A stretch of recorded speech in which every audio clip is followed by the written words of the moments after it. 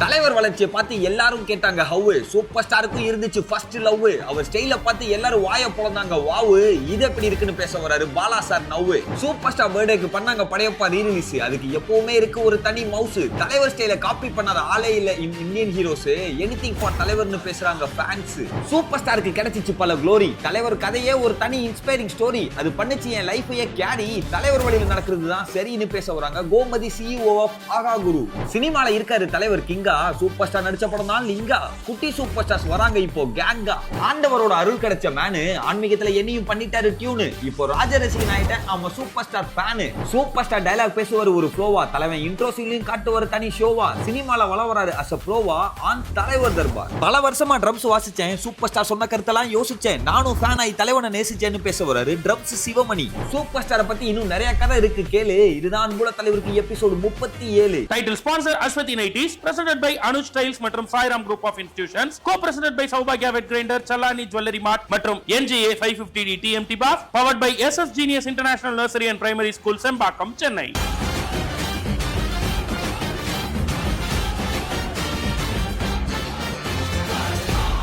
தலைவரை பத்தி இண்டஸ்ட்ரிக்குள்ள கேட்டு பாருங்க. எந்த இண்டஸ்ட்ரிக்குள்ளாலும் கேளுங்க.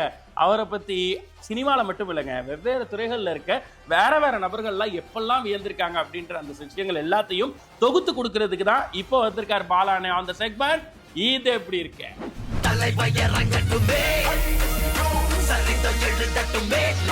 பிளாக் ஷீப் அன்புள்ள தலைவருக்கு 37வது நாள் தகவல் நம்பர் 361. பாட்ஷா படத்தில் விழா நடித்த தேவன் அவர்களுக்கு தலைவரோட ஒரு ட்ரிங்க் டைம் கிடைச்சது. அந்த ட்ரிங்க் டைமில் தலைவர் கதறி எழுதார். ஏன் அப்படின்னு சொல்கிறேன்னு சொல்லியிருந்தேன். என்ன அது அப்படின்னு பார்த்தீங்கன்னா, பாட்ஷா திரைப்படத்தை ஷூட்டிங் பிரேக்கில் ஒரு நாள் தலைவர் சொல்லியிருக்காரு, நைட் நம்ம 2 பேரும் சேர்ந்து சாப்பிட்லாமா அப்படின்னு சொல்லி. தேவனும் ஓகே சொல்லிட்டாராம். சொல்லிட்டு எல்லா நடிகர்களும் கூப்பிட்றது தான், அதுக்காக உடனே நம்ம போய் உட்காந்துட முடியும் அப்படின்னு சொல்லி அவர் கிளம்பி விஜயகுமாரோட ஷாப்பிங் போயிட்டாராம். ஷாப்பிங் போயிட்டு மறுபடியும் ஹோட்டலுக்கு வந்தால் ஹோட்டலோட ரூம் கீ கொடுக்கும்போது ஒரு கத்து பேப்பரையும் கையில் கொடுக்குறாங்க. அந்த கத்து பேப்பரில் என்ன இருக்குன்னு பார்த்தீங்கன்னா, 8:30 Rajini sir called, 8:45 Rajini sir called, 8:50 Rajini sir கால்டுன்னு ஒரு பெரிய பஞ்ச் ஆஃப் பேப்பர்ஸ் கொடுக்காங்க. இவ்வளவு இதில் திக்னஸில் messages 8:30 Rajini sir called, 8:45 Rajini sir called. அச்சோ இவ்வளோ தூரம் நம்ம ட்ரை பண்ணியிருக்காரா அப்படின்னு சொல்லி பதறிட்டேன். விஜயகுமார் உடனே திட்டுறாரு, என்னப்பா அவர் கூப்பிட்டு போயிருக்கோம், நீ வாட்டி ஏன் கூட ஷாப்பிங் வந்துட்ட, கிளம்பி போய் உடனே பார்ப்பான்னு சொல்லி நான் போய் டக்குன்னு கதவை தட்டுறேன். கதவை தட்டி உள்ளே போனால் எல்லா ட்ரிங்க்கும் ரெடியாக இருக்குது. மூடியை கூட திறக்கல. கேஷ்யூ ரெடியாக இருக்குது, ஃப்ரூட்ஸ் ரெடியாக இருக்குது. தலைவர் வெயிட் பண்ணிட்டு இருக்காரு என் கூட சேர்ந்து ட்ரிங்க்ஸ் சாப்பிட்றதுக்காக. இப்படி ட்ரிங்க்ஸ் சாப்பிட ஆரம்பிச்சு கொஞ்சம் அப்படி போயிட்டு 1 hour ஆகுது, 2 hour ஆகுது, 3 hour ஆகுது. தலைவர் என்கிட்ட கேட்குறாரு, தேவன் உங்களுக்கு ஃபர்ஸ்ட் லவ் இருக்கா அப்படின்னு சொல்லி. அது எப்படி சார், எல்லாருக்கும் ஃபர்ஸ்ட் லவ் இருக்குல்ல சார், எனக்கு இருக்குது, சொல்லுங்களேன் உங்கள் கதையை கேட்கலாம் அப்படின்னு நான் என் கதையை சொல்கிறேன். கொஞ்சம் லென்த்தியான கதை, பரவாயில்ல சொல்லுங்கன்னு சொன்னேன். நான் சொல்லி முடிச்சிட்டேன். என் காதல் கதையோட கிளைமேக்ஸ் காட்சி அப்படின்னு பார்த்தீங்கன்னா, ஒரு ட்ரெயினில் கல்யாணம் ஆகி கிளம்பி போகிறான். நான் ஒரு போஸ்ட் பாக்ஸ் பக்கத்துலேருந்து மறைஞ்சு நின்று பார்க்குறேன். அவள் திரும்பி பார்ப்பான்னு கடைசி வரைக்கும் வெயிட் பண்ணுறேன். அவள் திரும்பி பார்க்காமே போயிட்டா அப்படின்னு சொன்னோன்னே, ரொம்ப கஷ்டம் இல்லை, ரொம்ப வேதனையாக இருக்கும்ல, அந்த ஃபர்ஸ்ட் லவ் மறக்கவே முடியாதுல்ல அப்படின்னு அவர் சொல்கிறாரு. சொன்னோடனே எனக்கு டக்குன்னு ஒரு கேள்வி வந்துருச்சு, சார் உங்களுக்கு ஃபர்ஸ்ட் லவ் இருக்கா அப்படின்னு சொல்லி. அது எப்படி தேவன் உங்களுக்கு இருக்குன்னா எனக்கு இல்லாமல் இருக்குமா? எனக்கும் இருக்குது அப்படின்னு சொன்னார். நான் உடனே கேட்டேன், சார் உங்கள் லவ் ஸ்டோரி சொல்லுங்கள் அப்படின்னு சொல்லி. அவர் என்கிட்ட தான் முதலாக திரைப்பட உலகத்தில் அவருடைய லவ் ஸ்டோரியை பகிர்ந்துக்கிட்டார் அப்படின்னு சொல்லி அந்த கதையை சொல்லி முடிக்கிறாராம். சொல்லி முடிச்சுட்டு தலைவர் கடைசி அவரும் அதே கிளைமேக்ஸில், அந்த பொண்ணு தான் நான் நடிக்கணும்னு ஆசைப்பட்டா, பெரிய பெரிய கட் அவுட்டில் நான் நிற்பேன்னு ஆசைப்பட்டா, அந்த கட் அவுட்டை நான் பார்ப்பேன்னு ஆசைப்பட்டா, அந்த நம்பிக்கை எனக்கு அவள் தான் விதைச்சா. ஆனால் அந்த பொண்ணு இப்போ இல்லை. அதனால் நான் இப்போ கோடம்பாக்கத்துலேயோ இல்லை ஃபாரினில் ஷூட்டிங் பண்ணாலோ பெங்களூர் போனாலோ எங்கே போனாலும் என் கண்ணு அவளையே தேடிட்டு இருக்கு அப்படின்னு சொல்லிட்டு அப்படியே அழுக ஆரம்பிச்சிட்டாராம். நான் ஒரு நிமிஷம் ஷாக் ஆகிட்டேன். தலைவர் அழுது முதன்முறையாக பார்க்குறேன். அந்த காதல் அவரை அந்த அளவுக்கு பாதிச்சிருக்குன்னு புரிஞ்சுக்கிட்டேன். அதுக்கப்புறம் ஒரு பல இடங்களில் சொல்லியிருக்கார், யார் காதல் கதை கேட்டாலும் என் காதல் கதை தெரிஞ்சுக்கிறேன் நீங்கள் தேவன்கிட்ட கேளுங்க, நான் ஒரு டீட்டெயிலாக சொல்லியிருக்கேன்னு சொல்லுவாராம் தலைவர். ஜெர்மனி போனாலும், கோடம்பாக்கம் போனாலும், சிவாஜி நகரில் பெங்களூர் போனாலும் என் கண்கள் அவரை தேடிட்டு இருக்கேன், இன்னைக்கும் வரல. இப்படி தலைவர் கண் கலங்கிய காதல் கதையை பற்றி பேசிட்டு நேரத்தில் தலைவரை பற்றி ஒரு சிறுகதை ஆசிரியர், நாவல் ஆசிரியர் என்ன சொல்கிறார் தெரிஞ்சுக்க தகவல் நம்பர் 362. தகவல் நம்பர் 362. தலைவரை யார் யாரெல்லாம் ரசிக்கிறாங்க, யார் யாரெல்லாம் கொண்டாடுறாங்கன்னு பார்த்தா அந்த ப்ரொஃபைலே ரொம்ப வித்தியாசமாக இருக்கும். அப்படி இது ஒரு இன்ட்ரெஸ்டிங்கான ப்ரொஃபைல், இன்ட்ரெஸ்டிங்கான பர்சனும் கூட. அவர் யார் அப்படின்னு பார்த்தீங்கன்னா, நவீன தமிழ் இலக்கியத்துடைய முகமாக இருக்கக்கூடிய சாரு நிவேதிதா அவர்கள். சாரு நிவேதிதா அவர்கள் சொல்கிறாங்க, கமல் ஒரு எக்ஸலண்ட்டான ஆக்டருங்க, நான் மறுக்கவே இல்லை. ஆனால் ரஜினி அதே அளவுக்கு, எந்த அளவுக்கும் கமலுக்கு குறைவில்லாத ஆக்டர். இன்னும் சொல்ல போனால் அவர் கமலை விட மிகச்சிறந்த ஆக்டர் அப்படின்னு பதிவு பண்ணுறாரு சாரு நிவேதிதா. ரஜினியை எனக்கு பல வகையில் பிடிக்கும். கமலை எதனாலெல்லாம் பிடிக்குது, அந்த தன்மை எதுவுமே ரஜினி கிட்ட இல்லை. அதற்கான காரணமாக என்ன சொல்கிறார் அப்படின்னு பார்த்தீங்கன்னா, கமலுடைய நடிப்புல கூட உலக நடிகர்களுடைய சாயல் இருக்கும், ஆனா ரஜினி ஒரிஜினல் அப்படின்னு சொல்றாரு. ஆனா அதை ரஜினியே ஏத்துக்கல. நான் சொல்றேங்க, ரஜினி நடிகரா மட்டும் இல்ல, ஒருவேளை அவர் இங்க நடிக்கவே வரல, பஸ் கண்டக்டராகவே இருந்திருந்தா பெங்களூர்லேயே பஸ் கண்டக்டர்லேயே தி பெஸ்ட் கண்டக்டர்னா சிவாஜின்னு சொல்கிற அளவுக்கு ஒரிஜினலாக இருந்திருப்பார் அப்படின்னு பதிவு பண்ணுறார் சார்னு வைத்தா. கமலை விட அவர் தான் சிறந்த நடிகர். கண்டக்டராகவே இருந்திருந்தாலும் பெங்களூரில் அவர் தாங்க பிரபலமான கண்டக்டராக இருந்திருப்பார். அதை சொல்லிட்டு சொல்கிறார், பாரதி ராஜா அவர்கள் ஒரு திரைப்பட கல்லூரி ஆரம்பித்தார். அந்த லான்ச் ஃபங்க்ஷனுக்கு என்னையும் கூப்பிட்டுருந்தார் பாரதி ராஜா. அன்னைக்கு மேடையில் பேசும்போது சொன்னார், எனக்கு கமலையும் பிடிக்கும் ரஜினியும் பிடிக்கும், கமல் மிகச்சிறந்த நடிகன், ரஜினி மிகச்சிறந்த மனிதன் அப்படின்னு சொன்னார் பாரதி ராஜா. எனக்கு அதில் உடன்பாடே இல்லை. அதில் என்னங்க எல்லாருமே தான் மனுஷன், அதில் என்ன மிகச்சிறந்த மனிதன் சொல்கிறது, உண்மையிலே கமலோட ரஜினி மிகச்சிறந்த நடிகர்ல நீங்க சொல்லிருக்குன்னு சொல்லி அன்னைக்கு நைட்டே நான் பாரதி ராஜா கிட்ட சண்டை போட்டேன் அப்படின்னு சொல்றாரு சார்னு வைத்தா. பாரதி ராஜா சொல்றாரு, ரஜினி ரொம்ப நல்ல மனுஷன், கமல் உலகின் சிறந்த நடிகன். மறுநாள் அதை நான் அவர்கிட்ட பேசி சண்டை போட்டு, அந்த அளவுக்கு ஒரு நவீன இலக்கியவாதியுடைய மனசுல கூட ஒரு நடிகனா இடம் பிடிச்சவர் தான் தலைவர். இப்படி தலைவரை பத்தி சாரு நிவேதாங்கிற நவீன தமிழ் இலக்கிய எழுத்தாளர் பேசுற நேரத்தில் ஒரு எழுத்தாளர் டைரக்டரா மாறுறாரு, தலைவர் வச்சு படம் இருக்கிறார். அவர் தலைவரை பத்தி என்ன சொல்லியிருக்காரு தெரிஞ்சுக்க தகவல் நம்பர் 363. தகவல் நம்பர் 363. ஒரு எழுத்தாளராக இருந்து இயக்குனராக மாறினவர் தலைவரை பத்தி என்ன சொல்றாரு, அதுவும் தலைவரை வச்சே படம் எடுத்திருக்காரு அப்படின்னு. அவர் யார் அப்படின்னு பாத்தீங்கன்னா தாசே ஞானவேல் அவர்கள். ஆனந்தவுடன் பத்திரிகையில் வந்து நிறைய புத்தகங்களே அதுக்கப்புறமா இயக்குனராக மாறினவர் தான் தாசே ஞானவர்கள். அந்த தாசே ஞானவேல் சொல்றாரு, ரஜினி அப்படிங்கிற ஒரு ஸ்டைல் ஐக்கான் மட்டும் இல்லைங்க, அவர் மிகச்சிறந்த ஆக்டிங் ஐக்கான். நான் அவருடைய நிறைய நடிப்பு படங்களை பார்த்து வியந்திருக்கேன். அதெல்லாம் தாண்டி இயக்குனராக நான் எந்த இடத்துல வியந்தேன் அப்படின்னு பார்த்தீங்கன்னா, பாலச்சந்தர் மாதிரி அவரை உருவாக்குன டைரக்டருக்கு அவர் மரியாதை தராங்கிற நம்ம ஏற்றுக்கலாம். ஆனால் நான் இப்போ தான் அவரை பார்த்து வளர்ந்து, அவர் படம் பார்த்து வளர்ந்து ஒரு சாதாரண சின்ன பையன் அவருக்கு படம் பண்ணுறதுக்காக டைரக்டராக மாறுறேன். அவரோட மொத்த சினிமாவில் இருக்கிற அனுபவத்தை கம்பேர் பண்ணி பார்த்தா கூட அதை விட எனக்கு சின்ன வயசு தான். ஆனால் என்னையும் அவர் டைரக்டர் சார் அப்படின்னு தான் சொல்லுவார். அதெல்லாம் விட முக்கியமாக நான் ஸ்பாட்டுக்குள்ளே என்ட்ரானா உட்காந்துருந்தோ டக்குன்னு எந்திரிச்சிருவாங்க.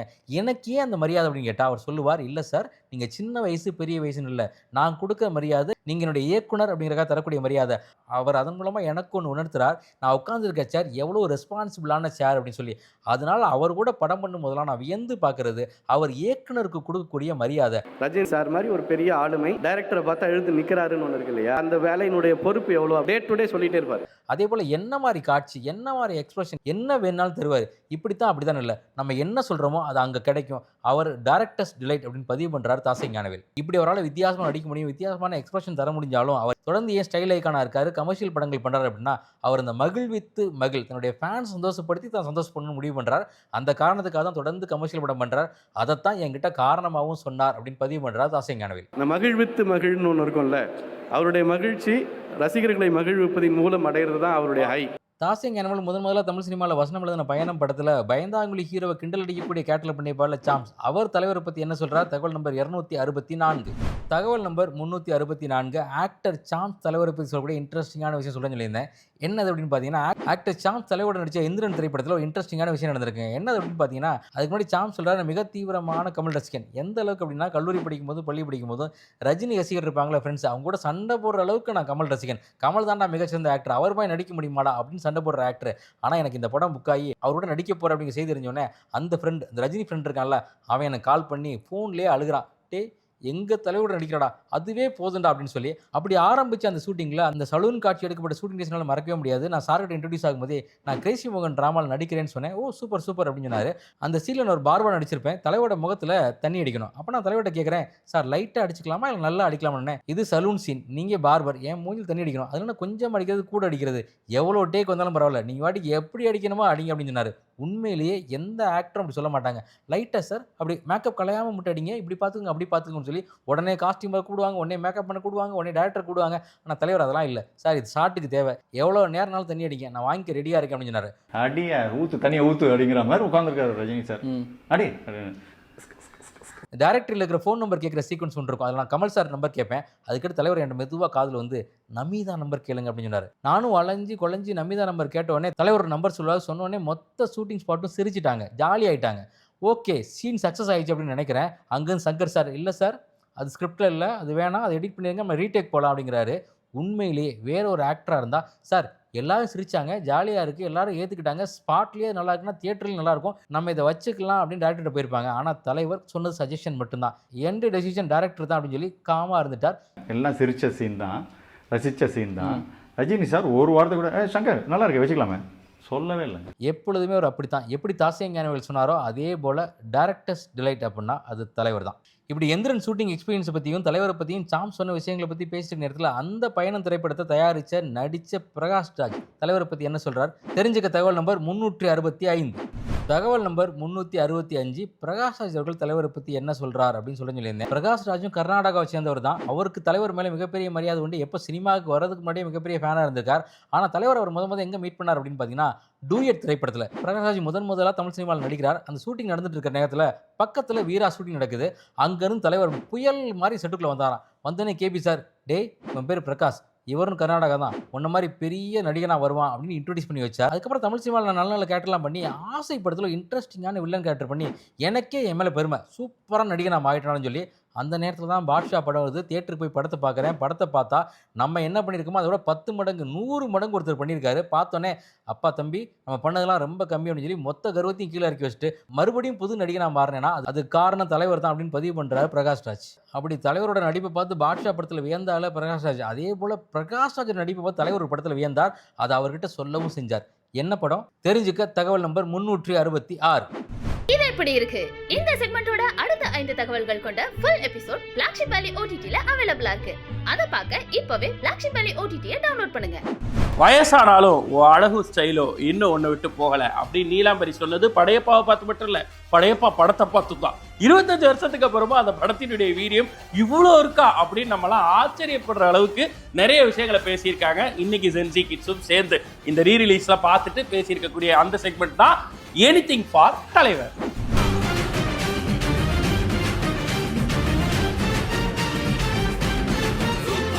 என் அப்பா ரொம்ப ரொம்ப பெரிய தலைவர் ஃபேனு. அந்த காலத்துலேருந்து எல்லா ஃபர்ஸ்ட் ஷோ போய் பார்ப்பாரு. இப்போ நானும் அவர் பார்த்த படம் எல்லாத்தையும் ரீரிலீஸ்க்கு பார்க்குறோம். ஸோ ஹாப்பி பர்த்டே தலைவா, இன்னும் நீரூடி இன்னும் நல்ல ஹெல்த்தோட நல்ல இதுங்க. இன்னைக்குமே ஒரே ஒரு சூப்பர் ஸ்டார் தான், அது நம்ம ரஜினி தான். தலைவா என்றென்றும் நீ வாழ்க. டு பி ஹானஸ்ட் சொல்ல போனால் சின்ன வயசுலேருந்தே பெரிய ஃபேனு. நான் எனக்கு 9 வயசு இருக்கும் இந்த படத்தை பார்த்தேன். அப்போ ஃபர்ஸ்ட் ஷோ தான் பார்த்தோம், ஃபேமிலியோட போய் பார்த்தோம். சேம் அதே எக்ஸ்பீரியன்ஸ் தான் எனக்கு இப்போ கூட அதே கூஸ் பம்ஸ் தான் இருக்குது. இதில் இது ஒன்றும் புதுசு இல்லை, தலைவருக்கு எப்பவுமே நடக்கிறது தான். இது எப்பவுமே இருக்க மாதிரி புதுசாக பார்க்குற மாதிரி தான் இருக்குது இப்போ கூட இந்த மூவி. இந்த படம் இனிஷியலாக அப்போ ரிலீஸ் ஆனப்போ 7th படிச்சுட்டு இருந்தேன். அப்போல்லாம் தியேட்டரில் பார்க்குற எக்ஸ்பீரியன்ஸ் இல்லை.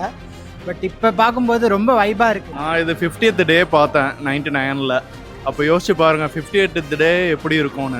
இப்போலாம் 50th டே தேட்டரில் படம் ஓடுமா, அந்த அளவுக்கு உள்ள இந்த படம் அது. தலைவரை இந்த ஸ்க்ரீனில் பார்க்கணுன்றது எங்களுக்கு பெரிய ரொம்ப ஆசை. அதுவும் எஸ்பெஷலி இந்த படம், ஏன்னா எங்களுக்கு நோஸ்டாலஜிக் மொமெண்ட்னு சொல்லலாம். டிவியில் பார்த்து எனக்கு ரொம்ப பெரிய இது. ஏன்னா எனக்கு இன்னும் ஞாபகம் இருக்குது, எங்கள் அம்மா சிடியை மறைச்செல்லாம் வச்சாங்க இந்த படம் இது பண்ணப்போ.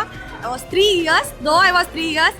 எக்ஸாம் டைமு பார்க்கலாம் கூடாது, படிக்கணும் அப்படின்லாம் சொன்னாங்க. நான் பரன் மேலே ஏறி அதை எடுத்து சீடியை போட்டு பார்த்தே ஆகணும் அப்படின்லாம் நான் சண்டை போட்டிருக்கேன். எனிதிங் ஃபார் தலைவர்ல எதை பற்றி வேணா பேசலாம், எப்படி வேணா பேசலாம். ஆனால் சுவாரஸ்யமாக ஷார்ட்டாக பேசி ஒரு வீடியோ எடுத்து அந்த வீடியோவை ஸ்க்ரீனில் திரிக்கூடிய இந்த வாட்ஸ்அப் நம்பருக்கு ஹை குவாலிட்டி வீடியோவை தட்டி விடுங்க.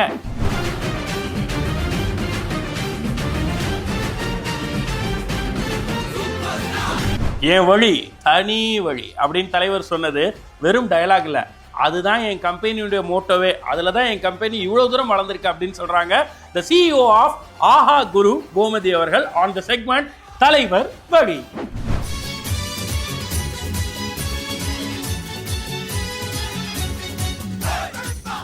ஹாய் வணக்கம், என்னோட பேர் கோமதி. நான் ஆஹா குருவில் CEOவாக இருக்கேன்.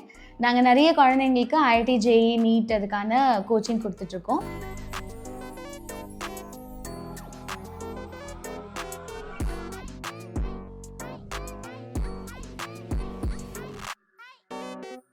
It's quite an honor for me to talk about தலைவர் and especially for his birthday. So நிறைய இருக்குது, எங்கேருந்து ஸ்டார்ட் பண்ணணும் என்ன பண்ணணும்னு கூட எனக்கு தெரியல.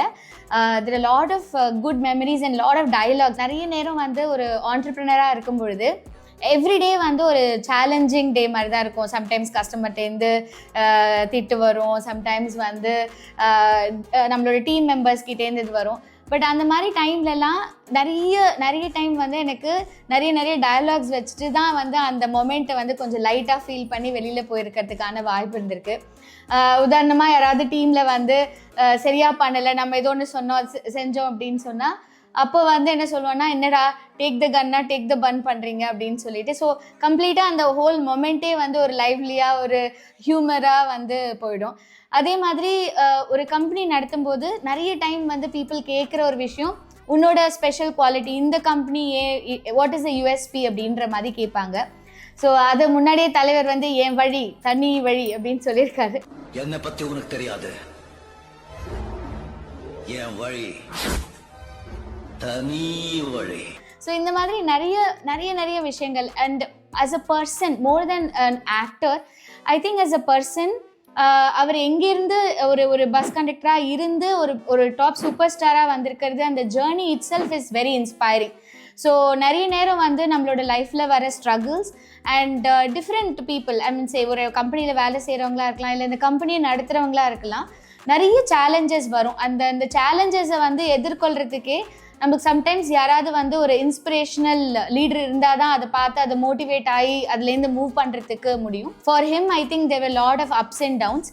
பட் அதெல்லாம் தாண்டி வந்து ஒரு நல்ல ஹியூமன் பீயிங்காக and also into lot of spiritual things. So and also being relevant. அதாவது சில பேர் வந்து இந்த பீரியடில் இவர் வந்து சூப்பர் ஸ்டாராக இருக்காங்க, அப்புறம் வேறு பீரியட் அந்த மாதிரிலாம் கிடையாது.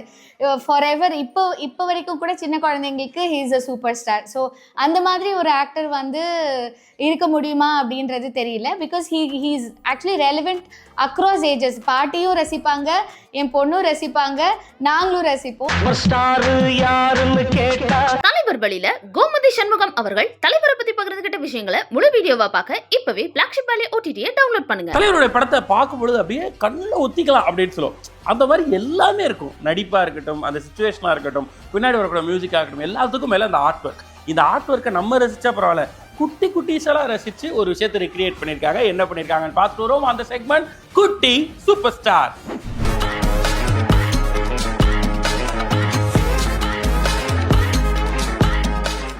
உங்களுடைய வாழ்க்கை இதுதான், உங்க பிள்ளைங்களோட முன்னேற்றம் இதுதான், நாளைக்கு உங்களுடைய பொழைப்பு, தொழில், சோறு, இடம், உடை, சந்தோஷம் எல்லாம். இப்போ இந்த கோயில், இந்த டேம், இதை கட்டுறதுக்கு போறீங்களா இல்ல பசி பட்னியால செத்து இந்த ஊரையே சுடுகாட்ட போறீங்களா?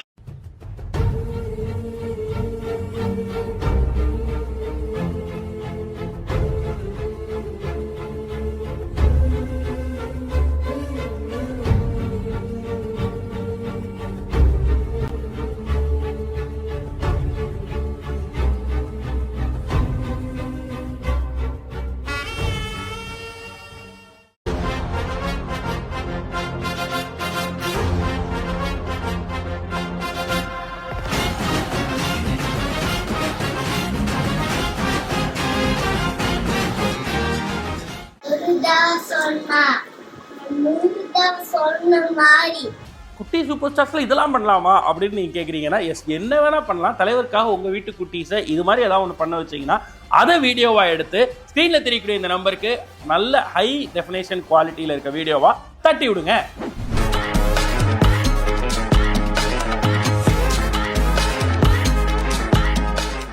சிவா படத்துல ரகுவரன் திடீர்னு ஒரு குளத்துக்குள்ள விழுந்துருவார். அப்போ வந்து தலைவர் ஒரு ஐடியா ஒன்று கிரியேட் பண்ணி அவர் எப்படியோ காப்பாத்திடுவார்.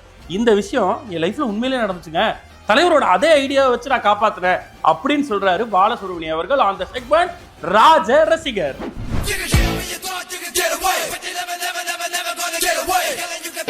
என் பேர் வந்து பாலசுப்ரமணியம். தலைவரை வந்து ஊர்காவலன் படத்தில் எனக்கு ஒரு 11 வயசு இருக்கும்போது நான் எங்கள் அப்பா அம்மா கூப்பிட்டு போயிருக்காங்க. அதிலேருந்து தலைவர் ஃபேன் நான்.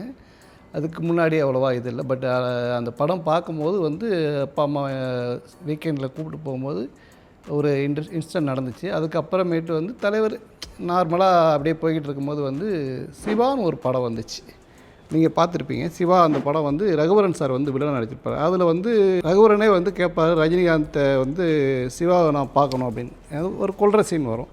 அப்போ தலைவர் வந்து விட்டு போயிடுவார், நீங்கள் கூடிய சீக்கிரம் அந்த இதில் வந்து ஒரு இன்சிடென்ட் நடக்கும். ரகுவரனை வந்து கொஞ்சம் தூரம் போகும்போது ஒரு சொன்ன மாதிரி இருக்கும், அதில் விழுந்து சாக மாதிரி ஒரு சீன் இது பண்ணியிருப்பாங்க. அது தலைவர் வந்து குதிரை வழியாக காப்பாற்றுவாங்க. அந்த மாதிரி ஒரு இன்சிடென்ட் வந்து எனக்கு எங்கள் ஊரில் நடந்தது. அப்புறம் தான் எனக்கு தலைவரை ரொம்ப பிடிக்கும். இந்த கார்த்திகை தீபத்துக்கெல்லாம் வந்து ஃப்ரெண்ட்ஸுங்கெல்லாம் சேர்ந்து கோவிலுக்கு போவோம். கோவிலுக்கு போயிட்டு வரும்போது வந்து அந்த சொன்ன மாதிரி இப்போ நான் சொன்னேன் இல்லைங்களா, அந்த கண்டனு அந்த சுனையில் வந்து என் ஃப்ரெண்டு எல்லோரும் குளிச்சிக்கிட்டு இருக்கும்போது வந்து ஒருத்தன் வந்து உள்ளே சொன்னனாலே வந்து குழந்தைங்க தானே ஒரு சர்டன் ஸ்டேஜில் வந்து விவரம் தெரியாமல் உள்ளே போயிட்டான். உள்ளே போகும்போது வந்து தண்ணி உள்ளே இழுத்துருச்சு. அப்போ வந்து நாங்கள் ஒரு 4-5 பேர் தான் இருக்கோம். அப்போ தலைவர் பண்ண இது வந்து அந்த 4 பேர் சட்டையை கழட்டி போட்டு தூக்கி அவரை காப்பாற்றணும். அதுலேருந்து எனக்கு தலைவர் ரொம்ப பிடிக்கும்.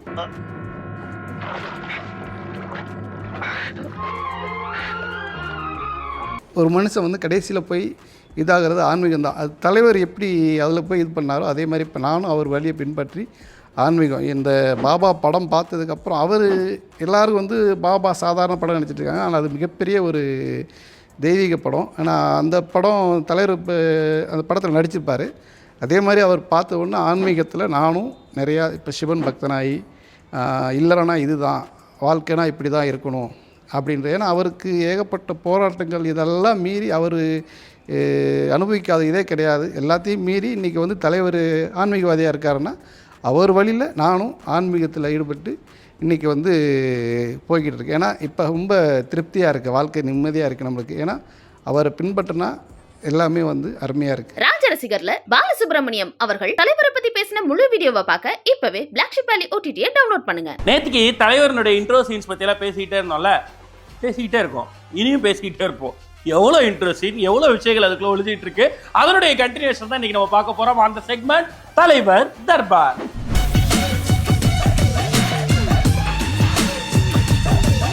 சிவாஜி படத்துல ஒவ்வொரு சினிமா ஒரு இன்ட்ரோவா இருக்கு. எல்லா சினிமா வந்து ஒரு இன்ட்ரோவா இருக்கும். அப்படியான ஒரு கமர்ஷியல் படம் அதுக்கு இது வரைக்கும் எந்த ஹீரோக்கும் அமையல சார். யார் சார் நடிப்பா? அவர் நடிச்சிருக்காரு சார், செம்மையா. ஆக்சுவலி தலைவரோட இந்த விஷயம் எல்லாம் சொல்லுவாங்க. அவர் ஹேர் ஸ்டைல் அப்படின்னு சொல்லுவாங்க. அவரோட ஹேர் ஸ்டைல பெருசா பேசுவாங்க. ஹேர் ஸ்டைல தான் நிறைய விஷயம் இப்படி பண்ணுவார் இப்படி பண்ணிருக்காரு. ஆரே நான் ஸ்டைல் பண்ணுவேன்னு சொல்லிட்டு பண்ணதான் அந்த படம். அதுலயும் ஒண்ணு பண்ணிருப்பாரு கடந்து. ஏன் தலைவா, யார் தலைவா நீ முடி இருந்தாலும் ஒரு ஸ்டைல் பண்ற, முடி இல்லைனாலும் ஒரு ஸ்டைல் பண்ற, என்னவா இருந்தாலும் அவருக்கு அதை கிரியேட் பண்ணிக்கிற விஷயத்த. அதுதான் தலைவர். ஒரு முக்கியமான கமர்ஷியல் ஃபிலிம்ன்றதுல சிவாஜி கண்டிப்பா. ஏன்னா சாரோட ஆக்டிங் ஒரு பக்கம், இன்னொன்று டைரக்ஷன், மியூசிக் எல்லாமே இருந்தாலும் இவரோட ஃபர்ஸ்ட் ஹாஃப் ஃபுல்லாகவே ஒரு நல்லவர் தான் ரஜினி. அதில் வந்து ரஜினி சார். ஆனால் ஃபர்ஸ்ட் ஹாஃப் ஃபுல்லாகவே ஃபுல்லாக நல்லவர். செகண்ட் ஹாஃபில் வந்து ஒரு ஆன்டி ஹீரோனா அதாவது நீ எனக்கு அதர்ம வழியில் போய் தான் தர்மத்தை நிலைநாட்டணும் அப்படின்றப்ப அவருக்குள்ள இருந்து ஒரு வில்லன் வெளியே வருமா, அந்த கேரக்டர் பண்ணியிருப்பாரு. கடைசியாக வந்து அது வில்லனிசத்தோட உச்சமாக அந்த மொட்டை பாஸ் கேரக்டர். அந்த ஆஃபீஸ்க்குள்ளே போயிட்டு எம்ஜிஆர் வந்து சிவாஜி அந்த பபிள் கம் போட்டு அடிக்கிறதுலாம் அடுத்து விஜய் சார் பண்ணது. அடுத்தடுத்து பெரிய நிறைய ஹீரோஸ் பண்ணாலுமே அதுக்கோட ஃபர்ஸ்ட் கொண்டு வந்தது தலைவர் தான். ஆரம்ப புள்ளி தலைவர் தான் கண்டிப்பா. சும்மா அதறது இல்ல, கிளாஸ் போறது கூட அப்படி இருக்கும். டக்குனு திரும்புவார், பின்னாடி போயிடுவாங்க. ஆக்சுவலி சிவாஜி படத்துல ஏகப்பட்ட இன்ட்ரோ இருக்கும். நீங்க ஃபர்ஸ்ட் ஓப்பனிங் வந்து நாட்டுக்கு நல்லது பண்ண அது ஒரு இன்ட்ரோ வரும். அதுக்கப்புறம் அவரை வந்து ஃபாரின்ல இருந்து வருமா அப்படின்னு, அது சூப்பரா இருக்கும்.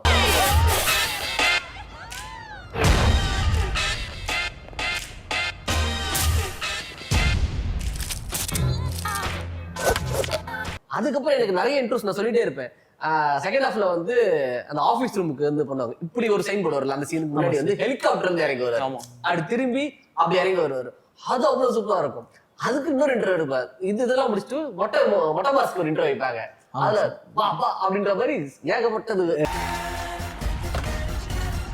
தலைவர் தர்பார்ல தலைவர் இன்ட்ரோ பத்தி பேசின முழு வீடியோவை பார்க்க இப்பவே பிளாக் ஷிப் வேலி OTT-யை டவுன்லோட் பண்ணுங்க. இவரோட மெட்டுக்களே பயங்கர உரக்க பேசும். ஆனா இவர் சொல்ற தலைவரோட ஹிட்டுக்கள்லாம் என்னை பயங்கரமா நகர்த்தி இருக்கு அப்படின்னு. அது மட்டும் இல்லாம வாசிச்சுக்கிட்டே தலைவருடைய ஃபேன் இல்லை, நானு தலைவருடைய சகோதரன், அவர் எனக்கு அண்ணன் அப்படின்னு சொல்லி பேசியிருக்காரு ஒருத்தர். எஸ், நாம எல்லாரும் வியந்து பார்க்கக்கூடிய ஒரு பெர்க்யூஷனிஸ்டா இருக்கக்கூடிய ட்ரம் சிவமணி அண்ணன் அவர்கள் ஆன் த செக்மெண்ட் நானும் ஃபேன் தான்.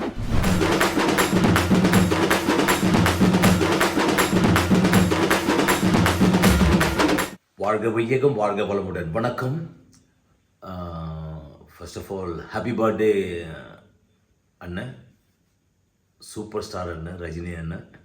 அறிவோம், நீங்கள் சினிமா உலகத்திலேருந்து வெளியேன்னு பார்த்தா நான் ஒரு 35 வருஷத்துக்கு முன்னாடி உங்களுக்கு நான் ஃபோன் பண்ணிவிட்டு இந்த மாதிரி பசங்கள்லாம் உங்களை வந்து பார்க்கணுன்னு ஆசைப்பட்றாங்க, கிட்ஸ் ஆல் லவ்ஸ் யூ உங்களுக்கு ஃபோன் பண்ணி சொன்னேன். உடனே நீங்கள் வந்து போயஸ் கார்டனுக்கு வர சொன்னீங்க.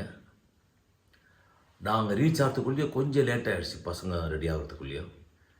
ஆனால் on the way on the road என் வண்டியை நிறுத்திட்டு நீங்கள் சிவா நேராக நீ விஜயா கார்டனுக்கு வந்துடு, அங்கே வந்து நம்ம ஃபோட்டோ எடுத்துக்கலாம் பசங்களோட சொல்லிவிட்டு நீங்கள் கிளம்பிட்டீங்க. ஏன்னா அந்த லேட் அதுதான் ரொம்ப எங்கள் வாழ்க்கையில் நீங்கள் சினிமா உலகத்துலேருந்து ஒரு அந்த அந்த kindness, that's a beauty of you அண்ணன். அது எப்போவுமே இருக்கும் உங்கள்கிட்ட. அதே போல் எனக்கு ரொம்ப உங்கள்கிட்ட பிடிச்சது, நாங்கள் வந்து ஒரு கான்செப்ட் ஒன்று பண்ணோம், Silk, Shankar Mahadevan, Louis Banks, myself, Karl Peters, Kamarajar ஆடிட்டோரியமில். அதை வந்து உங்களை நான் பர்சனலாக கூப்பிட்டு நீங்கள் வரணும் இந்த ப்ரோக்ராமுக்கு என்ன அப்போ சொன்னீங்க. நான் ஸ்டேஜெலாம் வரமாட்டேன் சிவா, நான் உட்காந்து பார்க்குறேன்னு வந்து எங்களை ஆசீர்வாதம் ரொம்ப நல்லா இது பண்ணீங்க. அதை நான் வாழ்க்கையில் மறக்கவே முடியாது. அந்த தெய்வம், பக்தி, அந்த கிரியா, அதுதான் நீங்கள் எடுத்துக்கிட்ட ஒரு பெரிய ஒரு treasure. In my journey music we recorded a song for Rajini அண்ணன், ஆசை 100 வகை. பிரசாத் ரெக்கார்ட் பண்ணிவிட்டு அதை வந்து ஷூட்டிங் அங்கேயே பிரசாத்லேயே நடக்குது. நான் ஷூட்டிங்கை போய் பார்த்தேன் அங்கே. Beautiful song. I really enjoy the song.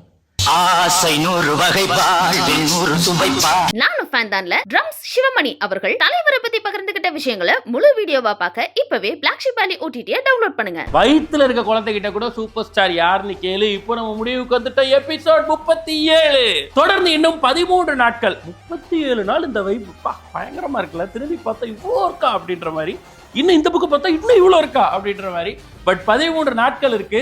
தொகுத்து நல்ல நல்ல தகவல்களோட உங்களை வந்து தினமும் சந்திக்கிறதுக்கு காத்திருக்கோம். நீங்க ஒன்றும் பண்ண வேணாம். சித்திரம் டிவியில் தினமும் 7 மணிக்கு பார்க்குறேன்ப்பா அப்படின்னா கண்டினியூ பண்ணி பாருங்க. பிளாக் ஷீப்ல நான் இதோட ஹைலைட்ஸை பார்க்குறேன்ப்பா பாருங்க யூடியூப்ல. இல்லப்பா இது எல்லாருக்கும் முன்னாடி நான் காலையில் பார்க்குறேன்ப்பா. Yes, you are so lucky. இதுவரையிலும் அது எப்படின்னு தெரியலன்னா இப்போ சொல்கிறேன். Black Sheep Value OTT download பண்ணுங்க, சப்ஸ்கிரைப் பண்ணுங்க. எல்லாருக்கும் முன்னாடி அன்கட் வெர்ஷனை நீங்க காலையிலேயே பார்க்கலாம்.